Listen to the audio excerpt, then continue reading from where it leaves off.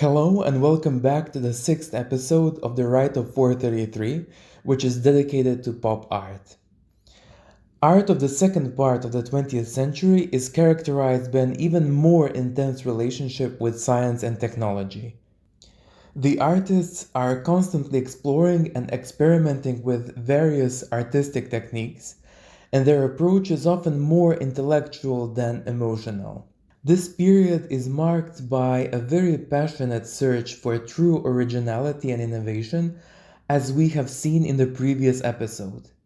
Still, many new works of art have a profound and lasting value without falling into the trap of becoming novelty items. One of the most important artistic movements in this period is definitely the development of popular art, or pop art for short. Artists use everyday objects and phenomena to create primarily satirical works which comment on the mass consumerism of the mid 20th century. The most famous representatives of this movement in art are Andy Warhol and Roy Lichtenstein. Andy Warhol is particularly interesting in his exploration of the general popular culture and the cult of celebrity. His works on Marilyn Monroe, one of the greatest Hollywood stars of all time, can be seen as a great artistic commentary on what it truly means to be a celebrity. When your persona and image is easily available to the general public, you sort of cease your existence as a human person and become an easily disposable item, in a way, a nobody. Perhaps an unusual source of very popular music can be found in pre-World War II Germany, in one of the great works of contemporary music of that time. It is of course Karminaburana by Karl. Its iconic O Fortuna, the eternal anthem to the fickle fate and her mysterious ways, is one of the most used pieces of music in the contemporary culture, often found in many series, films, as well as more recently connected with various items of meme culture. Carmina Burana is a collection of poems found in 1803 in the Benedictine monastery in southwest Germany, and it was written in around the year 1300, so the late 13th and early 14th century. Popular culture here takes quite a unique meaning since the authors of this collection came from the people. These were anonymous traveling musicians, poor students, and rogue priests. These poems, written in Latin, Old French, and Old German, criticize and ridicule the state, the church, and the social system in general. They protest against the greediness of the ruling class, insatiable appetite for material wealth, and also celebrate love and the beauty of nature. All of this makes them very much relatable to the contemporary audiences. Interestingly, Carmina Burana, being without doubt one of the most popular pieces of the contemporary music repertoire, is also Karl Orff's only really successful piece, perhaps making him one of the early examples of a one-hit wonder. Carmina Burana is a cantata for solo soprano, baritone, and countertenor, with a large mixed choir, a children's choir, and a very large orchestra dominated by many percussion instruments. It is divided into three large sections, the first centering around the seasons of spring and summer, and the final one around love. We will hear a musical example from the second part of the cantata, which takes place in a tavern. In the 12th, very satirical and humorous number, the countertenor sings the part of a beautiful swan, which is about to be served for dinner.